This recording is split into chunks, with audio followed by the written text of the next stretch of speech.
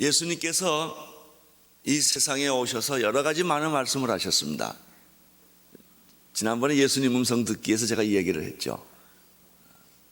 그 중에 아주 특별한 주제를 가지고 예수님이 반복적으로 말씀하신 것이 있는데, 그것이 하나님과 나는, 아버지와 나는 하나다라는 주장을 예수님이 굉장히 많이 하셨습니다.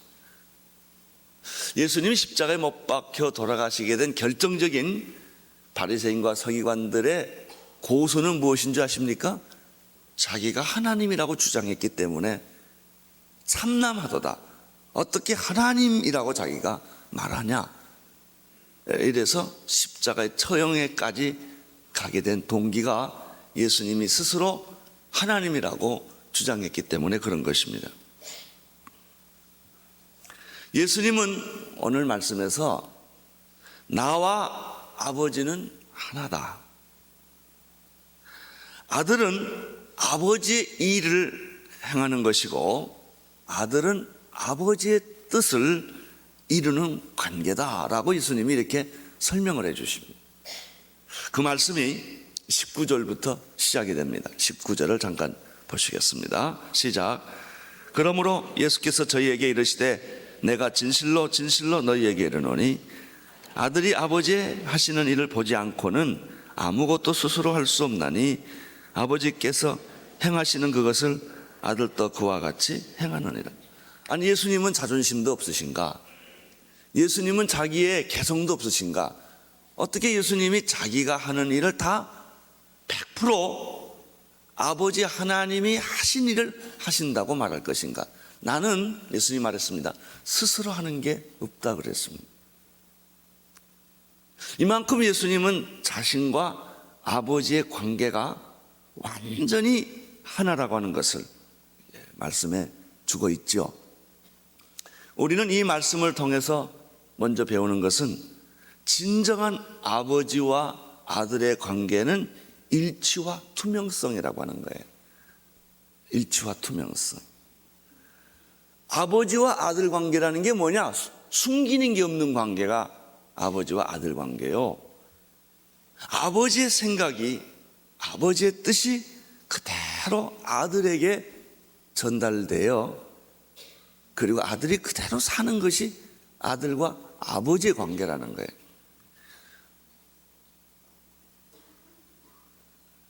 아들이 아버지의 하시는 일을 보지 않고서는 아무것도 스스로 할 수 없다. 아들은 아버지 행하시는 그것을 그와 같이 행하는 것이다. 근데 이 말이 왜 우리에게 이렇게 얼른 실감이 안 되는 줄 아세요? 우리가 겪는 아버지와 아들 관계는 정반대니까. 그래서 그렇습니다. 대부분의 우리 사람들은요, 아버지와 아들 관계가 비극입니다. 물론 어떤 아들은 정말 아버지를 존경하고 아버지의 뜻대로 살아가는 아들이 가끔은 있습니다. 그런데 젊은 날, 사춘기를 거쳐서 젊은 날 아버지가 하는 걸 쪽쪽 반대로 하는 게 아들이에요. 박치기 하고 아버지 자존심을 다 긁어놓고, 그래서 아버지도 상처받고 아들도 상처받는 것이 우리가 경험하는 아버지와 아들 관계예요.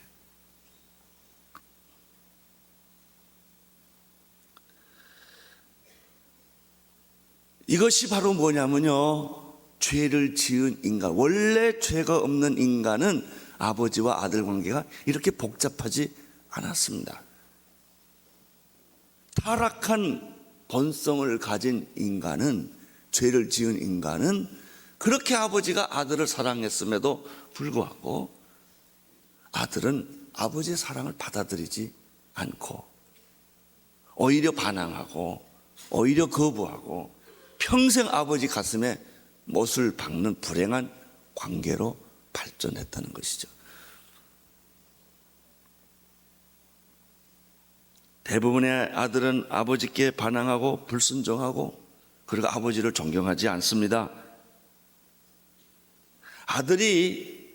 대부분의 아들이 아버지와 어떤 관계를 맺는 것은 돈 때문이에요. 용돈 주니까, 생활비 주니까 그거 다 하려고 그 돈 때문에 겨우 연결되어 있는 거예요. 아들이 아버지에게 필요한 건 유산일 뿐이에요. 아버지가 빨리 죽었으면 좋겠다 이거예요. 말은 그렇게 안 하지만 그 속에는 그런 게 있는 거예요. 어떤 아들은요, 아버지가 죽기 전에 유산을 내놓으라고 으르렁거리는 아들도 있어요. 그런 아들이 성경에 있었습니다. 둘째 아들 탕자입니다. 아버지가 죽기 전에 아버지 유산을 자기가 미리 달라고 해가지고, 유산이나 아버지가 죽은 다음에 주는 거예요. 미리 뺐었습니다. 그리고 가서 자기 마음대로 쓴 것을 가리켜 성경에서는 탕자라고 말하는 거죠. 그 돈을 주면 아들이 인격이 망하고 미래가 망할 것을 아버지가, 나이를 좀 세상을 살아본 아버지가 왜 모르겠습니까? 그런데 오직 했으면 아버지가 아들에게 돈을 줬겠어요? 얼마나 조르고 못 살게 굴었으면 아버지가 아들에게 돈을 줬겠습니까? 나가서 뻔히 망할 걸 알면서. 이게 불행한 아버지와 아들과의 관계입니다. 그래서 아버지는 이러한 아들에 대해서 사랑 대신에 미움을 가지고 있고 축복 대신에 저주를 하고 있어요. 나가 죽어라 이거예요. 네가 내 아들이냐 이거예요. 이런 감정이 있는 거예요. 너무 화가 나니까. 기쁨 대신에 슬픔의 감정을 가지고 있죠. 세상에선 성공했고 사회적으로는 유명했어도 집 나간 아들 때문에 아버지는 늘 고난, 고통을 겪고 있는 것이 우리가 살고 있는 아버지와 대부분 아들 관계. 진정한 행복이라고 하는 것은 이 아버지와 아들 관계가 회복될 때 구원도 기쁨도 축복도 임하는 거예요. 여러분, 이렇게 아버지와 아들 관계가 소원하면 무슨 일이 생기냐면, 첫째, 대화가 단절됩니다. 같은 집에 있어도요, 그저 밥 먹을 때나 잠깐 보지 대화가 없습니다. 대화가 없으면 무슨 일이 생깁니까? 만남이 없습니다. 존재할 뿐이에요. 그러면 만남이 없으면 어떻게 됩니까? 관계가 단절됩니다. 이러한 불편한 관계는 아버지가 병들거나 죽을 때까지 가는 것들을 우리가 주변에서 종종 보게 됩니다. 그런데 오늘 예수님의 경우를 보면, 예수님 말씀하면 예수님이 자신과 아버지 하나님과의 관계를 설명하는 걸 보면, 우리가 이 세상에서 보는 것, 주변에서 보는 것, 우리 자신이 경험하는 것과 전혀 상상할 수 없이 다른, 마치 인간의 사랑과 하나님의 사랑이 그렇게 다르듯이 예수님과 하나님과의 관계가 이렇게 다를 수가 있을까 하는 걸 여기서 목격합니다. 요한복음 14장에도 이 말이 비슷한 게 나옵니다. 오늘 우리 요한복음 5장 공부하고 있는데요, 14장 8절에 예수님의 제자 가운데 빌립이 뭐라고 말하면, 아버지 하나님을 우리에게 보여주십시오 라고 예수님께 말합니다. 그랬더니 예수님이 그 말을 듣자마자 9절에서 예수께서 가라사대, 빌립아, 내가 이렇게 오래 너희와 함께 있는데 네가 나를 알지 못하느냐? 나를 본 자는 아버지를 보았거늘 어째서 아버지를 보아달라냐? 날 봐라, 날 보면 아버지 본 거다, 이렇게 말했어요. 나는요, 아들이 말이죠, 아버지 직업을 계승하는 아들을 보면 참 대견스럽습니다. 아버지가 존경하고 사랑스럽기 때문에 아버지가 가는 길을 아들이 따라갈 수만 있다면 그 얼마나 아름다운 것이겠습니까? 예수님이 말했습니다. 나를 본 자는 다 아버지를 본 거나 마찬가지다. 10절, 나는 아버지 안에 있고 아버지는 내 안에 계신 것을 너희가 믿지 아니하느냐? 그렇죠. 제자들도 못 믿어서 이런 경험을 해본 적이 없기 때문에 내가 너희에게 이르는 말이 스스로 하는 것이 아니라 아버지께서 내 안에 계셔 그 일을 하시는 것이니라. 예수님의 언어는 모두가 하나님의 언어였다는 거예요. 예수님의 생각은 하나님의 생각이었고 예수님의 감정도 하나님의 감정이었고 이렇게 철저하게 예수님은 하나님과 자신이 일치되었음을 여기서 이야기를 하죠. 내가 아버지 안에 있고 아버지께서 내 안에 계심을 믿으라. 그렇지 못하겠거든 행하신 그 일을 인하여 나를 믿으라. 내가 진실로 진실로 너희에게 이르노니 나를 믿는 자는 나의 하는 일도 할 것이요 저도 할 것이요 또한 이보다 더 큰 것을 하리니 이는 내가 아버지께로 감이라. 그 예수님의 의식 속에는 철저하게 100% 순수하게 아버지의 뜻이 아들에게 있었다는 거예요. 나는 예수님의 뜻이 100% 순수하게 여러분에게 임하기를 축원합니다. 내 생각이 예수님의 생각이요 내 말이 예수님의 말이요 내 감정이 예수님의 감정이라고 생각한다면 얼마나 좋겠습니까? 우리는 인간의 본성은 언제나 반항하는 본성, 인간은 수용하는 본성을 갖고 있지 않습니다. 언제나 배타적이고 반항하고 거절하고 상처 가운데 가장 본질적인 상처는 거절의 상처예요. 늘 거절을 받아왔기 때문에 우리는 누가 나를 거절하면 이 감당을 못합니다. 나를 배척하거나 나를 인정하지 않거나 나를 거절하면 분노, 앵거가 막 생기는 거예요. 이게 그래서 생기는 거예요. 모든 인간관계, 모든 상처의 본질은 그 앵거, 분노는 전부 이 거절감, 인정받지 못하는 것, 이 상처 때문에 생기는 것이죠. 예수님은 아버지에 대해서 그렇게 말하지 않았어요. 아버지와 나는 하나이다. 오늘 우리가 여기서 회복해야 되는 원리를 발견해야 되는 것입니다. 나는 오늘 여러분들 안에 반항하는 체질이 없어지기를 축원합니다. 분노하는 체질이 없어지기를 축원합니다. 상처 때문에 생기는 모든 것들이 예수의 이름으로 다 녹여지기를 축원하는 것입니다. 그때 내가 편하고 내 주변에 있는 사람이 편하고 이상하게요, 용서가 사랑이 미움보다 크고요, 포기가 소유보다 능력이 있고요, 이렇게 내가 내 자신을 바꿀 때 놀랍게도 예수님 주변에 있는 사람이 다 변하듯이 내 주변의 사람들이 변해가는 것을 발견하게 되는 것입니다.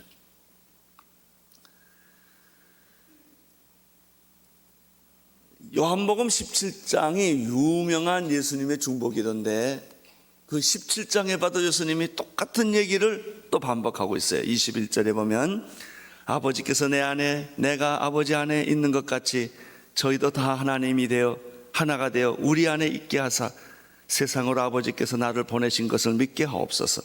내게 주신 영광을 내가 저희에게 주었사오니 이는 우리가 하나 된 것 같이. 그러니까 예수님은 항상 생각 속에는 나와 하나님은 뭐다? 하나다, 이런 생각이 있어요. 제가 이 말씀을 듣고 회개를 많이 했습니다. 우리 교인들의 생각과 내 생각이 하나일까?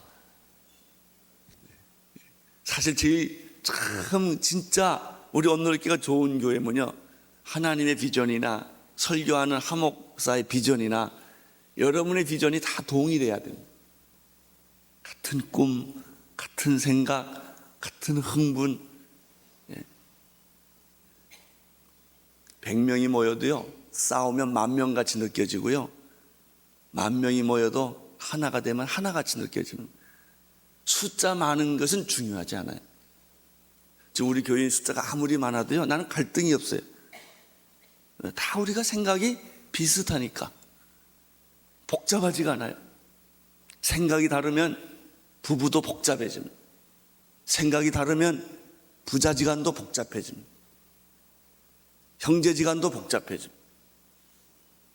그러나 생각이 같으면 수백만 명이 있어도 아무 갈등이 없습니다. 예수님은 말씀하셨습니다. 아버지와 나는 하나다. 내가 저희 안에, 아버지께서 내 안에 계셔 저희로 온전함을 이루어 하나가 되게 하려 함은 아버지께서 나를 보내신 것과 또 나를 사랑하신 같이 저희도 사랑하신 것을 세상에 알게 하려 함이로소이다. 나는 오늘 여러분의 부부의 마음이 하나 되기를 축원합니다. 여러분의 자녀들과 여러분의 마음이 하나 되기를 축원합니다. 나는 우리 교회 안에서도 성도님들과 목회자들의 마음이, 장로님들과 다 마음이 하나 되기를 축원합니다. 전도의 비결은요, 예수 믿으시오 말할 게 없고, 우리가 하나만 되면 세상 사람들이 기절하고 교회 옵니다. 너무 놀래가지고 어떻게 저렇게 다른 사람들이, 다른 배경에서 자란 사람들이 서로 만나서 자기를 포기하고 자기 주장을 하지 않고 예수님 안에서 하나가 된다. 이것만 봐도 사람들은 천국을 느끼는 거예요. 20절을 보십시오. 20절 시작. 아버지께서 아들을 사랑하사 자기 행하시는 것을 다 아들에게 보이시고 또 그보다 더 큰 일을 보이사 너희로 기이 여기게 하시고. 이게 뭐예요? 투명성이에요. 예수님은 하나님은 나한테 숨긴 게 없으시다 이거예요.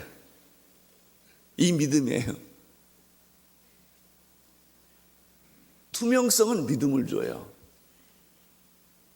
다 공개하는 거예요. 일치와 투명성은 축복을 줍니다. 두 번째, 진정한 아버지와 아들의 관계는 어떤 것일까? 예수님이 일치와 투명성 얘기를 하셨습니다. 21절에 보면 부활 얘기를 예수님이 하십니다. 진정한 하나님과 아버지와 아들 관계는 부활의 관계다 하는 거예요. 21절 읽어주십시오. 시작. 아버지께서 혹은 죽은 자를 이렇게 살리신 같이 아들도 자기 원하는 자들을 살리셨느니라. 이 하나님 아버지께서요 하시는 아주 독특한 모습이 있습니다. 아들이 등장하면 아버지 역할을 끝낸다는 거예요. 이제 우리의 문제는요, 아들이 등장했는데도 아버지가 계속 역할을 하는 거예요.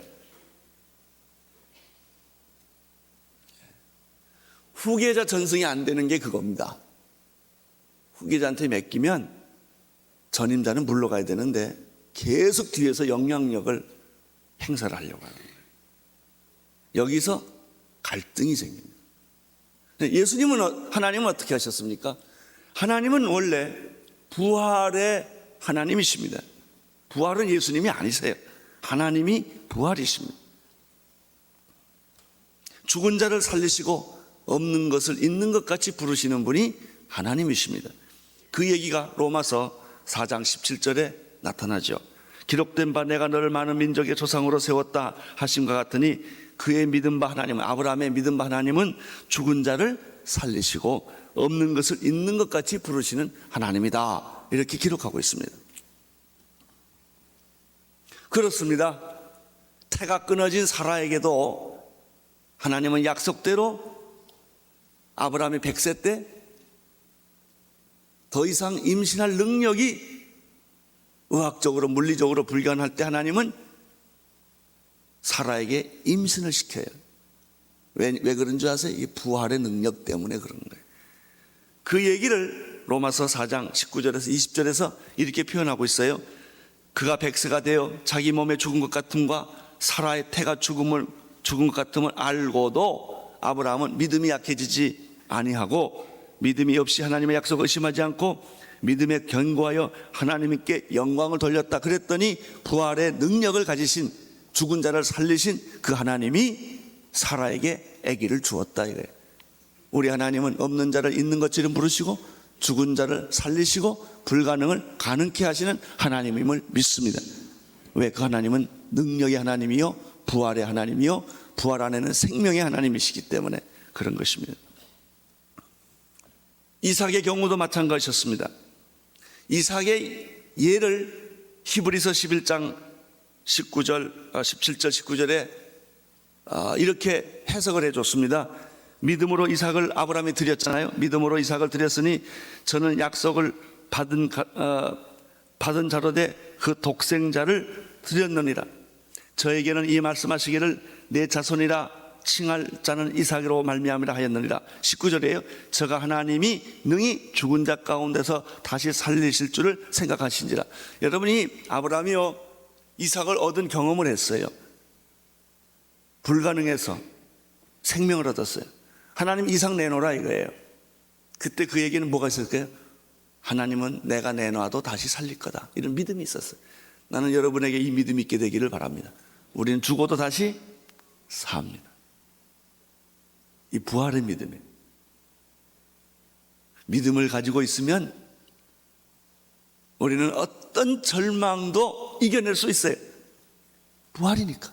아브라함이 그랬다고. 아브라함이 어떻게 이삭을 끌고 모리아산에 아들을 데리고 가서 아들의 심장에다가 아버지가 칼을 꽂을 수가 있겠냐 이거야. 믿음이 있었기, 부활의 믿음이 있었기 때문에. 내가 이 아들을 죽이면 하나님은 이 아들을 다시 살려줄 거야, 이 믿음이 있었어요. 여기서 모든 게 끝나지 않는다 말이에요. 이 믿음이 있었어요. 예수님이 십자가에 못 박혀 죽으면 죽음이 끝나는 게 아니에요. 너희가 못 박혀 죽인 예수를 하나님이 다시 살리셨죠. 할렐루야. 우리는 죽어도 다시 삽니다. 믿으시기를 바랍니다. 이게 믿음이에요. 우리 하나님은 부활의 하나님인데, 그 예수님께서 십자가 못 박혀 죽으셨을 때 하나님은 자기의 부활의 능력으로 예수를 살리셨어요. 그런데 중요한 것은 뭐냐면요, 예수님이 이 세상에 우리를 구원하기 위하여 육신으로 오셨을 때부터 하나님은 딱 닫으세요. 그리고 부활의 모든 권위와 능력을 누구한테 이양해요? 예수님께 줘버린다. 이게 신뢰관계라는 거예요. 신뢰관계가 이루어지지 않는 것은 뒤에서 조종하기 때문에. 이렇게 맡겨놓고 다 리모트 컨트롤로 조정하잖아요. 이렇게 권력도 그렇고 다 그래요. 대리인 세워놓고 다 조정하는 거예요. 신뢰가 없는 거예요. 근데 그게 잘 되는 것 같아도 결국 다 망하는 거예요. 예수님은, 하나님은 어떻게 했냐? 자기 부활의 능력을 예수님에게로 전부 이양을 합니다. 예수께서 말씀, 나는 생명이요 부활이요 생명이라고 말씀하시죠. 예수님은 죽은 자를 살리시고 귀신을 쫓아내시고 병든 자를 고치시는 것이 하나님으로부터 이 부활의 능력을 이양을 받았기 때문에 예수님의 모든 것은 부활과 기적인 거예요.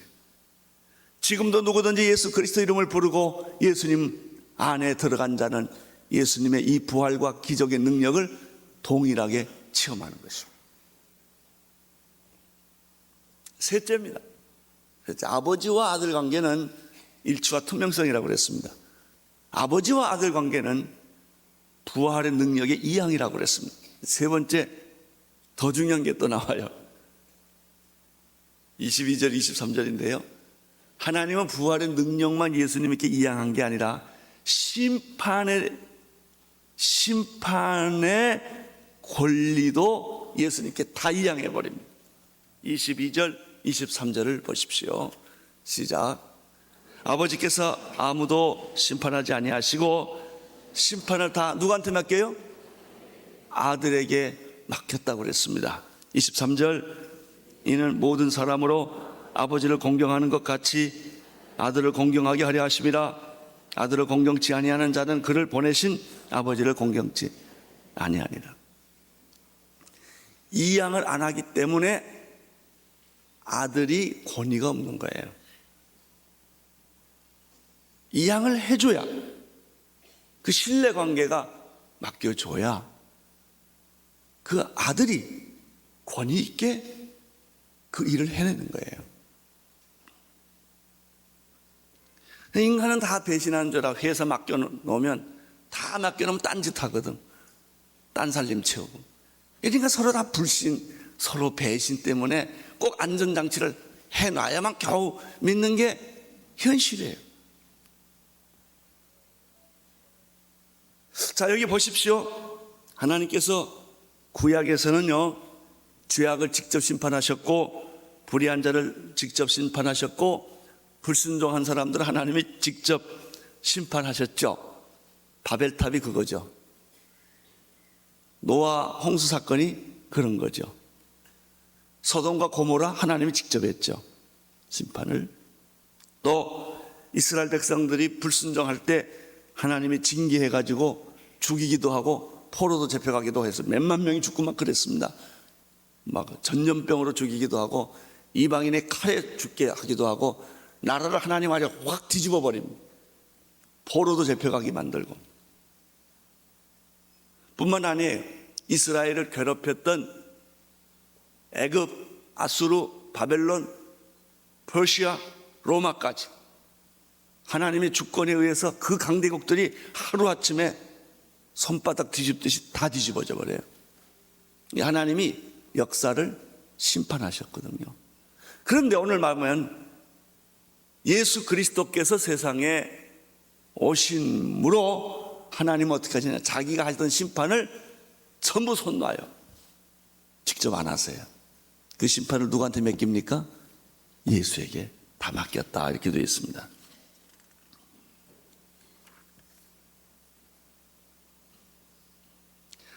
그러므로 하나님을 두려워하고 하나님을 존경하는 것을 다 아들 예수에게 이것을 쏟아부어 준 거지요. 그럼 예수님은 어떻게 심판하십니까? 하나님처럼 하지 않으세요. 예수님의 심판의 기준은 신약에 오면 달라져요. 누구든지 아들 예수 그리스도를 믿는 자는 구원을 얻을 것이지만 아들 예수 그리스도를 믿지 않는 자는 영원한 심판을 받는다고 예수님이 말씀하셨어요. 그것이 유명한 요한복음 3장 16절 한번 외워볼까요? 하나님이 세상을 이처럼 사랑하사 독생자를 주셨으니, 거기까지요. 하나님 세상을 이처럼 사랑하사 독생자를 주셨으니 말은 이제 하나님의 모든 심판의 기능이 누구한테 들어갔다는 거예요? 예수에게. 이는 저를 믿는 자마다 심판의 기준은 멸망치 않고 영생을 얻을 것이다. 믿지 않는 자는 심판을 받게 될 것이다. 이렇게 되어 있습니다. 구약의 하나님의 심판은 굉장히 물리적이에요. 예수님의 심판은 구원론적이에요. 우리가 그 1대1 하면서 그렇게 열심히 외우는 성경구절 24절이 이런 뜻입니다. 24절을 이렇게 봐야, 앞뒤 문맥을 봐야 이 뜻이 살아납니다. 24절 읽어주세요. 시작. 내 말을 듣고 또 나 보내신 이를 믿는 자는 영생을 얻었고 심판에 이르지 아니하나니 사망에서 생명으로. 할렐루야. 우리는 이 말씀 듣고 얼마나 위로받습니까? 왜? 내 행한 것 죄뿐이니. 그래요. 내가 생각하는 거, 행하는 거, 부패한 본성을, 죄의 본성을 가진 인간은 심판밖에 없어요. 불로 심판을 받을 수밖에 없는 인간인데 예수님께서 그를 믿음으로 우리 죄를 용서해 주셔서 심판을 받지 않도록 해 주셨다는 거 아닙니까? 24절에 심판의 기준은 내 말을 듣고 두 번째 나 보내신 이를 믿는 것입니다. 그 결과는 어떻습니까? 첫째 영생을 얻고 두 번째 심판에 이르지 아니하고 세 번째 사망에서 생명으로 옮기는 것입니다. 할렐루야. 우리가 예수 믿는 게 이래서 좋은 거예요. 이것이 축복이에요. 여러분, 이 세상에 알라도 있고 여러 종류의 신들이 많아요. 인도에 신도 있고 일본에는 800만 개의 신이 있고 별의별 신들이 많아요. 다 그 신들은 심판하는 신이에요. 무서운 신이에요. 그러나 성경의 하나님은 오직 한 분이에요. 예수 그리스도의 하나님이세요. 오늘 나는 여러분들의 예수님을 영접하기를 축원합니다. 이런 분이 있어요. 하나님 범신론적으로 믿는 거예요. 하나님이야 있지요. 근데 예수가 하나님의 아들이라 그러면 얼굴장을 찡그려. 그게 잘 소화가 안 되니까. 예수님과 하나님이 하나라고 그러면 더 이게 이성적으로 이해가 안 되는 거예요. 오늘 이 말씀을 잘 보세요. 얼마나 하나님께서 아들 예수에게 자기의 모든 것을 다 이양했는가 하는 것입니다. 25절 진실로 진실로 너희에게 이르노니 죽은 자들이 하나님의 아들의 음성을 들을 때가 오노니 곧 이때라 듣는 자는 살아나리라. 심판의 기준은 예수님의 음성을 듣는 거예요. 26절 아버지께서 자기 속에 생명이 있음 같이 아들에게도 뭘 줘요? 생명을 주어 그 속에 있게 하셨고 27절 또 인자됨을 인하여 심판하는 권세를 주셨느니라. 이를 기이 여기지 말라. 성경도 말해 이상하게 생각하지 말라. 무덤에 있는 자가 다 그의 음성을 들을 때가 오나니 이거면 죽은 자도 이미 죽은 자도 기준은 예수라는 거예요. 심판의 기준. 선한 일을 행하는 자는 생명의 부활로 악한 일을 행하는 자는 심판의 부활로 나오리라.